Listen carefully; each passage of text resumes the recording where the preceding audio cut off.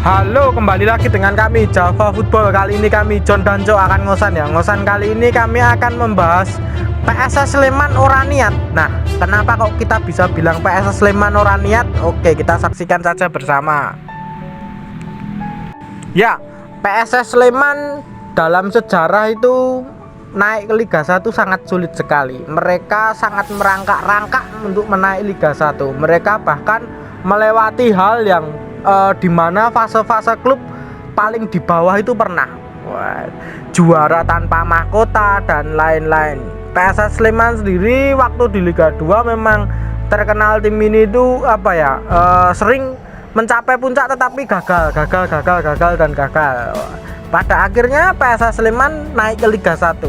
Nah, setelah naik ke Liga 1, progres PSS Sleman sendiri tahun ini malah dikritik. Semacam PSS Sleman ora niat. Nah, gimana kok bisa PSS Sleman itu ora niat? Padahal tim ini itu sangat susah payah ketika berada di Liga 2 untuk naik ke Liga 1. Malah sekarang di Liga 1 dikatakan PSS Sleman ora niat. Nah, padahal banyak pemain bintang di situ yang menghuni PSS Sleman. Menurut pendapatmu sendiri, Cuk, PSS Sleman ini gimana? Ya, setelah hasil imbang lawan Persija Jakarta dan terutama itu saat kalah lawan Persiraja, itu kan juga sangat memalukan ya bagi publik Sleman ya. Ini kan juga sama-sama tim promosi ya kalau Persiraja dan PSS ini.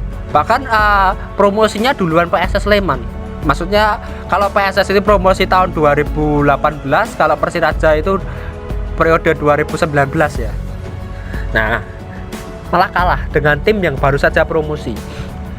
Ini kan banyak yang marah supporter Sleman ini di Twitter, terutama yang kita bahas itu di Twitter, terutama bahkan akun ofisialnya Brigata Kurvasut ya. Ya, sekelas akun ofisial Brigata Kurvasut saja sampai unek-unek ya, ungkapan unek-uneknya.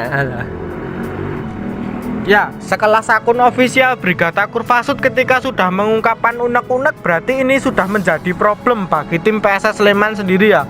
Ini harus dibenahi, ini harus dievaluasi oleh manajemen dan tim. Nah, akun ofisial Brigata Kurvasut sendiri ini mengatakan bahwa naik ke Liga 1 susah. Udah di Liga 1 orang niat. Nah, akun ofisialnya Brigata Kurvasut mengatakan seperti itu. Berarti ini memang ada problem di tim PSS Sleman sendiri.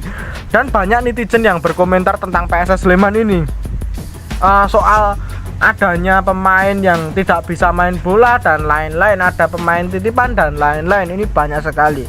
Tetapi di balik itu semua saya juga tidak tahu itu pemainnya gimana saya juga tidak tahu. Ada netizen yang berkomentar, salah satu netizen Sleman itu berkomentar, pemain PSS Sleman itu mainnya wagu tetapi tetap jadi starting line up. Mainnya wagu tetap jadi starting line up. Yang pertama disebutkan itu pemainnya ada Atur, yang kedua ada Evans, yang ketiga ada Arsyad, yang keempat ada Irfan Bahdim. Itu disebutkan oleh netizen dari Sleman. Ya, saya tidak tahu kalau soal permainan ya, tetapi mereka mungkin lebih paham daripada kita. Mereka kan mengamati timnya setiap hari, mengamati para pemainnya setiap hari. Menurut pandanganmu, Cok, ini gimana? Kok ini lebih mengkritik ke pemainnya, netizen Sleman ini? Ya, masalah pemain itu kan juga tergantung pelatih ya. Pelatih kan yang berwenang untuk merotasi pemain, mencadangkan atau menjadikan pemain inti ya. Sebenarnya ini kan juga ada beberapa Sleman fans ya juga mengkritik Dejan. Ini dulu juga kita kritik ya, sama kita pembahasan soal kritik Dejan itu saat Piala Menpora ya. Banyak yang berspekulasi bahwa ini pelatih ini juga miskin taktik. Mainnya selalu long ball.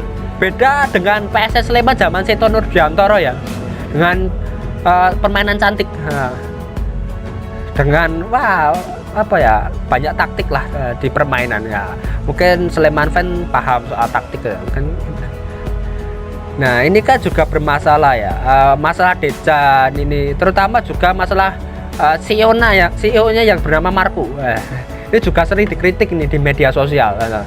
Artinya banyak sih, tidak hanya pemain, ada pelatih, ada CEO-nya. Mungkin bagi para Sleman fans sendiri itu mereka itu menginginkan filosofi bermain yang Sleman sekali, bahkan tidak kurang lebih itu seperti permainan ala Seto Nurdianto zaman dulu. Dengan pemain ala kadarnya, Seto bisa meracik itu menjadi bumbu yang indah ataupun masakan yang enak, ataupun bisa menjadi klub yang menurut pandangan kami itu ya mumpuni lah, bagus, ibaratkan seperti itu. Mungkin Sleman fan itu rindu akan seperti itu. Bahkan ini di apa ya, komen-komenannya itu banyak yang menyalahkan salah satu pemain, yaitu pemainnya yang bernama Mas Atur Irawan. Ada salah satu netizen yang berkomentar, gerakan apa sih yang membuat Mas Atur keluar dari skuad PSS? Nah, ini ada hashtag tagar Atur out di Twitter. Nah, mungkin bagi para Sleman fans sudah paham ya permainannya. Mungkin kalau kita itu tidak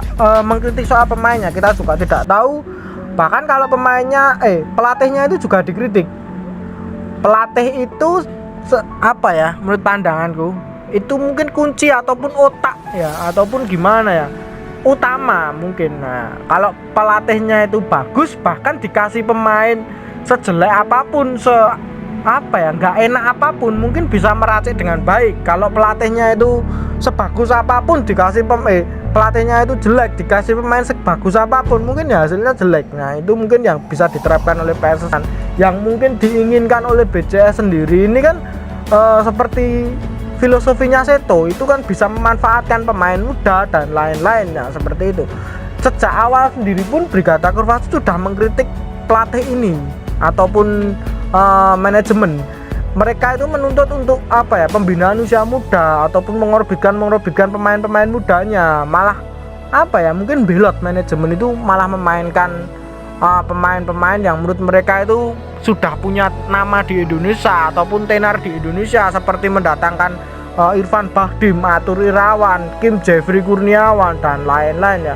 Mungkin itu yang apa ya, pandanganku itu tidak bisa diterima oleh Brigata Kurvasut sendiri. Mereka itu sebenarnya tuntutannya juga bagus. Saya pun setuju akan tuntutannya Brigata Kurvasut itu, yang disuruh untuk mengorbitkan pemain muda mereka. Nah, menurut pandanganmu Cok, orbitan pemuda ini gimana? Ya kalau untuk masalah liga, kalau urusan masalah Piala Menpora kemarin memang kita menekankan untuk pembinaan usia muda, untuk mengorbitkan pemain muda. Ya kalau masalah di liga ini kan kuncinya hasil akhir, John. Jadi mungkin kita juga tidak berwenang untuk memberi saran agar memainkan pemain muda, karena memang ya kuncinya hasil akhir dan permainan di lapangan. Karena bagaimanapun ini resikonya antara degradasi loh John. Karena ya kita lihat bahwa PSS itu berdarah-darah untuk naik ke kasta Liga 1. Ya kalau sampai degradasi lagi ya bahaya. Ini kan sebenarnya kan yang, kalau menurut saya ini yang perlu dievaluasi adalah pelatih. Karena pelatih itu kan juga yang bisa mengatur di pertandingan, memasukkan pemain, pelatih butuh apa, pemainnya bagaimana, ini pelatihnya sebenarnya. Ya, betul sekali. Kalau menurut pandangan saya pribadi, saya lebih memilih menaikkan tagar daripada pelatihnya sih. Kita perlu mempertanyakan pelatihnya.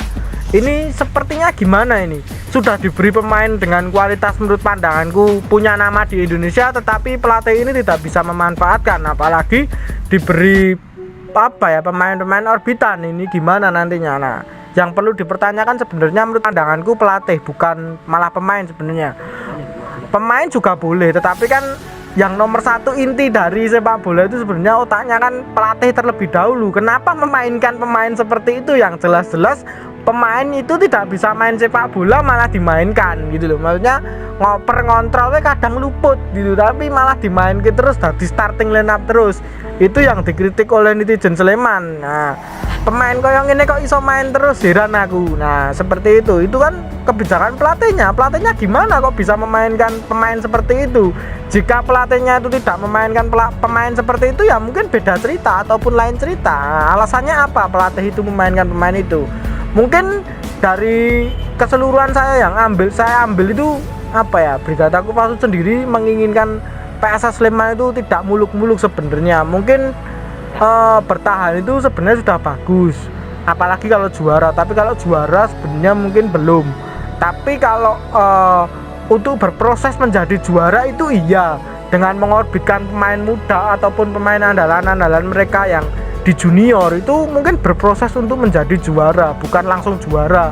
Mungkin yang diinginkan manajemen itu langsung juara, karena kan seperti itu pikiran dari Brigata Kurvasud. Mungkin mustahil nih langsung juara nih Indonesia, yo kudu nganggo proses. Nah memang sebenarnya harus pakai proses gitu loh, ojo juara instan baru bangkrut. Nah Indonesia kan seperti itu biasanya, habis juara bangkrut. Nah mungkin itu dulu saja perbincangan kita tentang PSS Sleman ini. Jangan lupa like, comment, dan subscribe.